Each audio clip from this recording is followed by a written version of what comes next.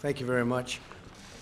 And I want to thank everybody for being here. This is a very special event today. It's my tremendous privilege to present our nation's highest civilian honor to a absolute titan of American law and a heroic defender of the American Constitution, former counselor to the President and Attorney General of the United States, Ed Meese, very special man.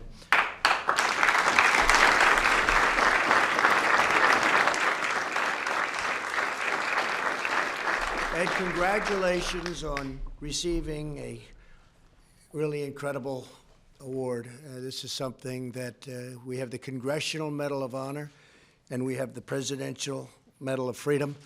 And this is something that's very special for me to present it to you. I've heard so many incredible things over the years about you, so congratulations. My honor to be with you. We're delighted to be joined by Vice President Mike Pence, Attorney General William Barr, Bill, Acting OMB Director Russ Vought, and Heritage Foundation President Kay Cole James. Hi, Kay. Also, he did a good job, didn't he? Also with us is Ed's terrific family, his wife of 61 years, Ursula. Thank you, Ursula. It's a long time. Good husband, right? He was a good husband. At least for the first 38 years. Along with his children, grandchildren, and his great-grandson, Liam. I know you, huh? He grabbed me. I said, I like this guy. Good. Thank you for being here. Ed Meese was born into a deeply patriotic family committed to public service. His father worked in local government for 5 decades, including many years as police court clerk. His dad's stories, and he had some incredible stories from what I was told. His stories of serving the people of Oakland inspired Ed's lifetime of passion, and his law enforcement career was unparalleled. After graduating from Yale in 1953, Ed attended the University of California at Berkeley Law School and served 2 years of active duty in the United States Army. He remained in the reserves for another 2.5 decades, retiring as a colonel in 1984. I didn't know that, Ed. That was pretty good, right?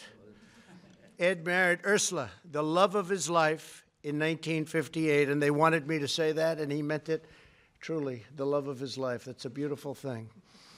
He then became Deputy District Attorney of Alameda County, California, the same county where he had grown up. He regularly rode with local police on patrol. One officer later said about Ed, finding someone around here who doesn't like Ed Meese is like trying to find a 4-year-old who doesn't like Santa Claus. In other words, he was a popular guy.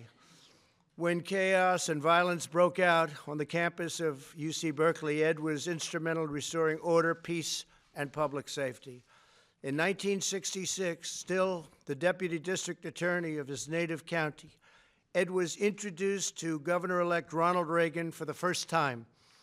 At the end of a 30-minute one-on-one meeting, the new governor offered Ed a job. He said, this guy has the potential to be great.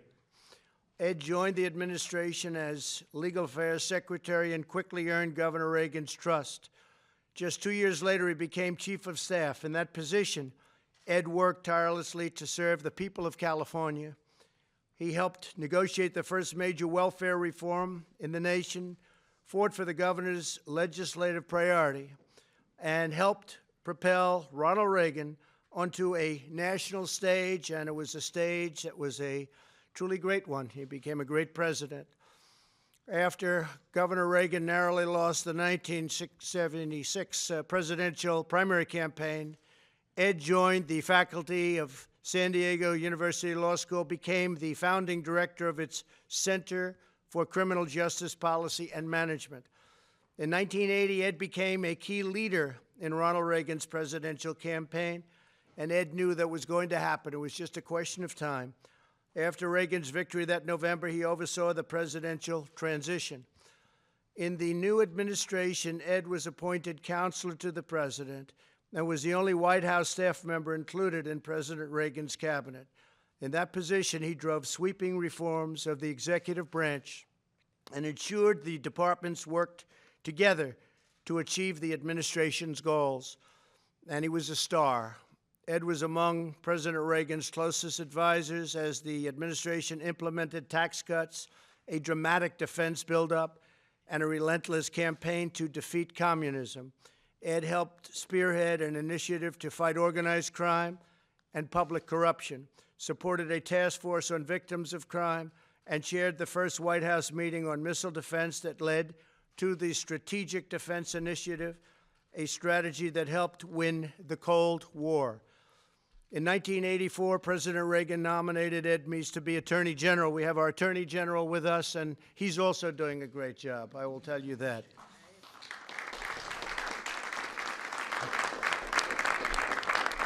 In the course of a grueling nomination process, he showed incredible grace and grit. The Democrats tried to derail his nomination, but Ed stayed strong. And after 13 months, he was finally confirmed. That sounds like the kind of things we go through. You know, if you win by one vote today, it's like considered a landslide. It sounds no different. Boy, things don't change very much, do they? Do they, Kay? I don't think so. Over the next 3 years, Ed would deliver monumental change for the American people. As Attorney General, Ed led the battle against drugs. He aggressively targeted traffickers and their assets. He also chaired the National Drug Policy Board and coordinated the administration's response to the drug crisis.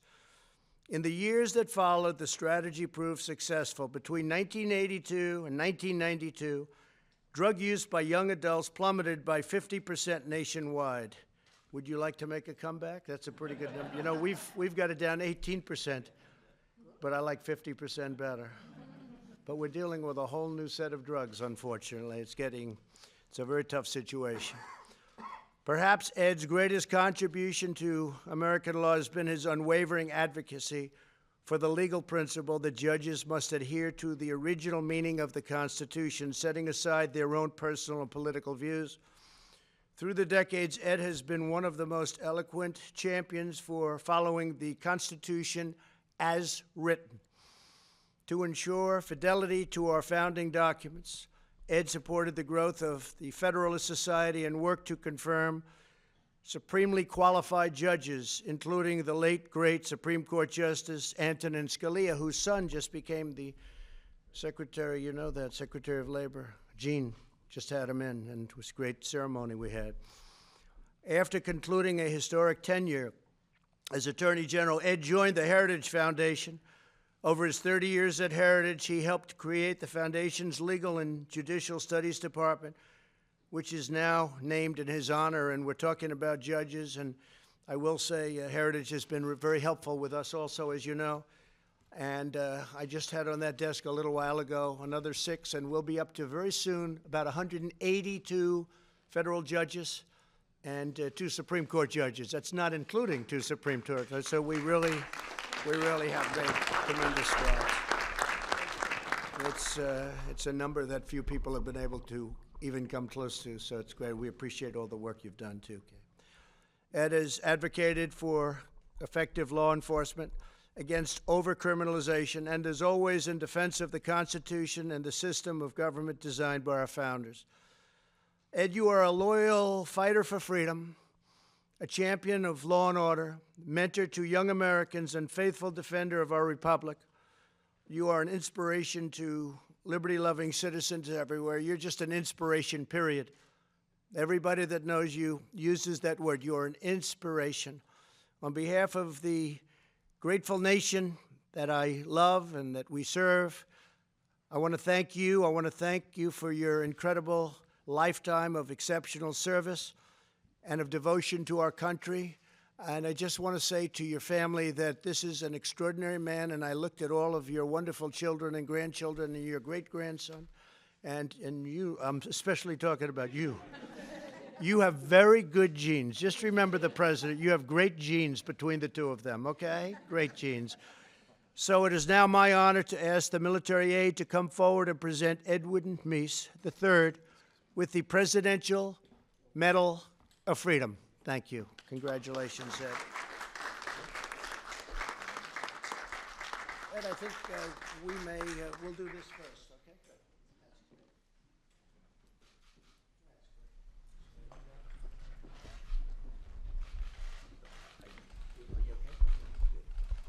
Edwin Meese III has long been a thought leader and strong conservative voice on matters of law and policy. As counselor to President Ronald Reagan, Mr. Meese helped to craft a foreign policy strong enough to help end the Cold War and played a pivotal role in helping to secure historic tax cuts. As Attorney General, he promoted federalism and the original public understanding of our Constitution. Since leaving public service, Edwin Meese has continued to champion our nation's founding principles through his extensive work at the Heritage Foundation. The United States proudly honors Edwin Meese III, who has dedicated his life to serving our nation and protecting our liberties.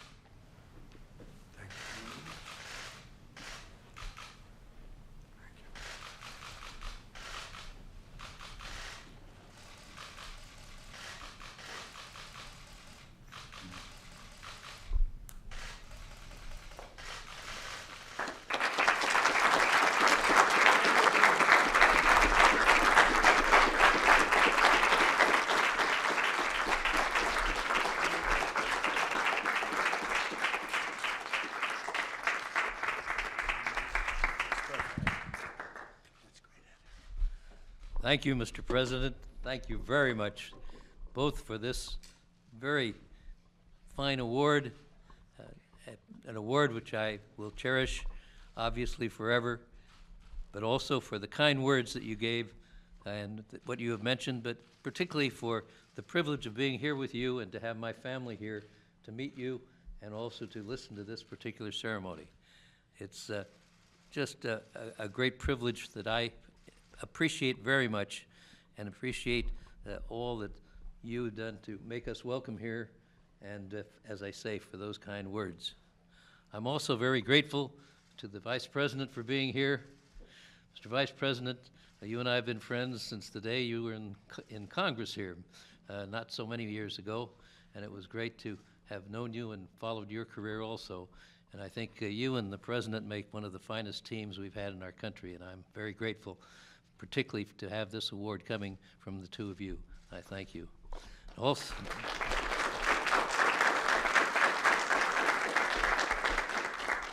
I also want to mention Bill Barr, and I thank you, Bill, for this. You and I started work together in the first term of Ronald Reagan. You were in the Office of Policy Development, and you have risen to continue the string of great attorneys general in this country, and I certainly appreciate what you're doing now.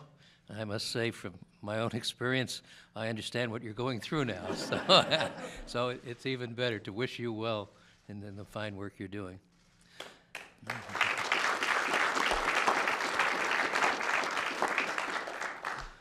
Mr. President, I'm also really honored by the members of your administration who are here today. As I look around, I see so many good friends here. I can't name them all or it would take up the rest of the afternoon, but so many of them and so many who I've appreciated the chance to work with as I look around, and really am very honored that you would all come out to see this particular ceremony. As I stand here today, I can't do anything other than to thank and praise God for the opportunities and the blessings that I've received in the course of my life. And of course, one of the greatest blessings in my life has been my wife, as you point out, of over 60 years, who is with me today, and who is my best friend, a partner in everything I've done, and a great teammate. Particularly, I attribute to her the handsome family of kids that we have here, and also to my whole family. The family has been my foundation throughout our married life, and it's just great to see and to be with all of them today. And Mr. President, you honor me by allowing them to participate in this particular event. And you know, it's just great to know that we have here today 4 generations of Meeses, and so it's a great honor to have them here. You spoke about the privilege that I had of working for Ronald Reagan, and I will always be indebted to him, not only for the honor he did by having me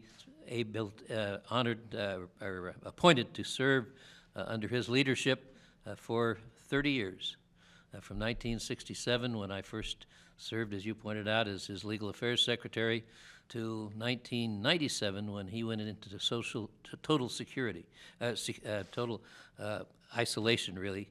I had that privilege to work for him in the state of California, here, as you pointed out, obviously in Washington, D.C., and then following that, both in the building of his library, and today I still have the privilege in the Young Americas Foundation. They now have taken over his ranch in Santa Barbara, and I have the privilege of serving as the co-chairman of that ranch board of governors. So Ronald Reagan was a pivotal part of my life, and I am always grateful to him.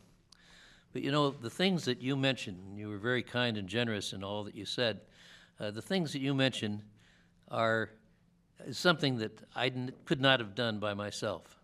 I was always very lucky to have a team of people that I was able to work with, and over the period of time, I can't think of better people than anyone could have as teammates and people participating in the work of the United States of America, both obviously in my early days, but particularly over the last 30-some-odd years as I was privileged to work here in Washington, D.C.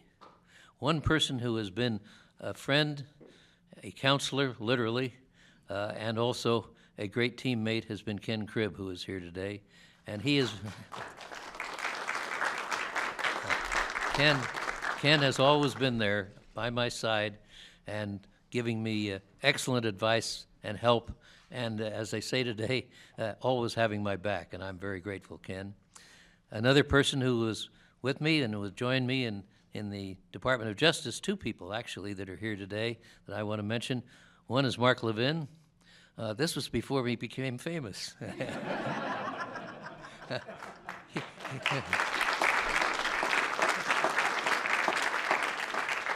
He was just kind of a young, mild, young, easygoing young man.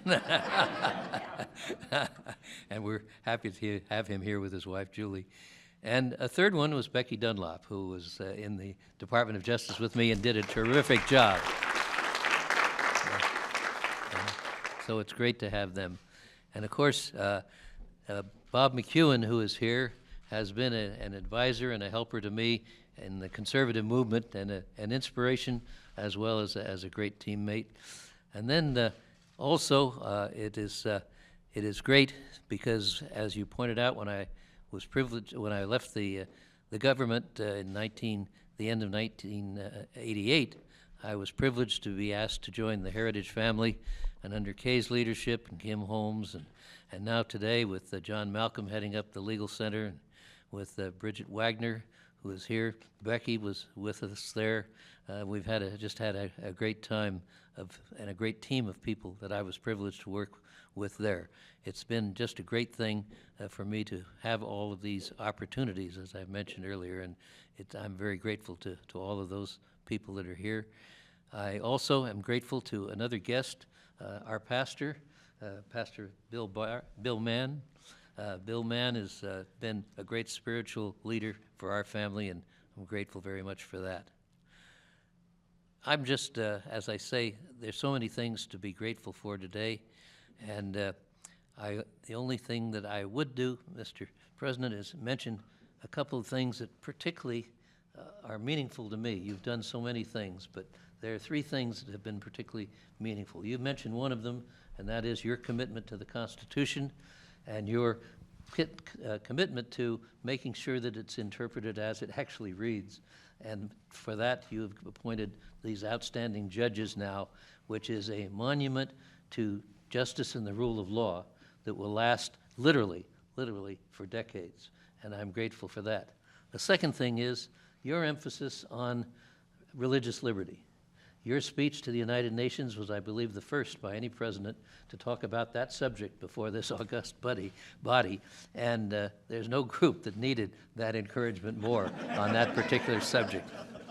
And finally, I am grateful, and Ursula is grateful, because of our family, for your support for the armed forces of the United States.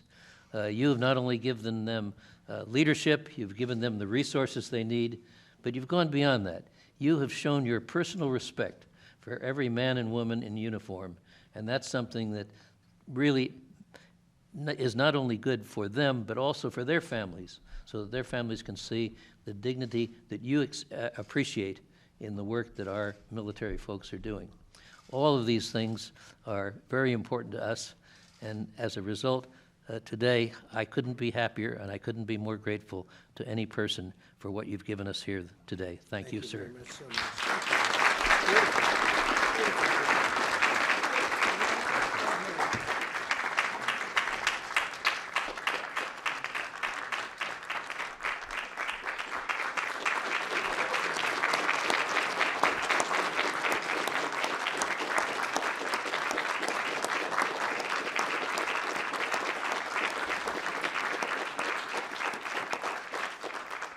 Well, you know, you're right about Mark. He has become a star. Maybe I'd like to have Mark say a few words, and the Attorney General say a few words, and our Vice President say a few words. Could we do that?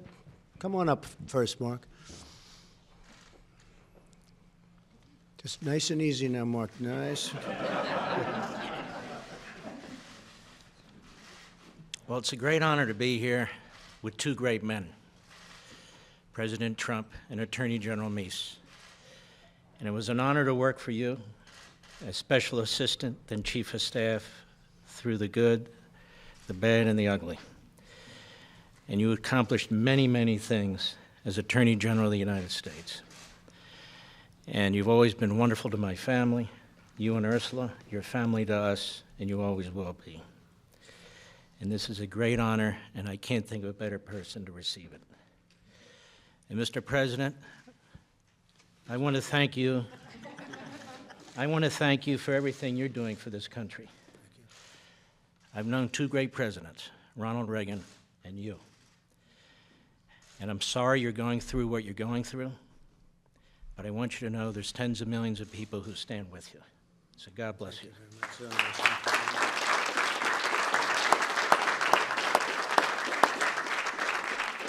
That's very nice. Thank you very much. Bill? Mike? Come on, come on. Well, thank you, Mr. President, and it really is my great honor to serve alongside this president and to be able to share this moment with you, Attorney General Meese, and with your wonderful family. It is extraordinary to think of the life of consequence that you have lived, coming alongside one American president, but also being there every step of the way as this president brought forward a vision to rebuild our military, revive our economy, reground the courts of this country to constitutional principles of limited government.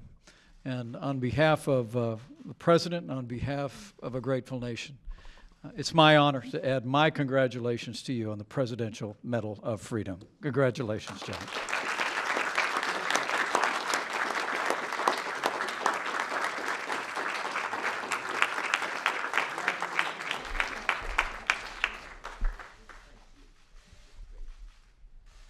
Thank you very much, everybody.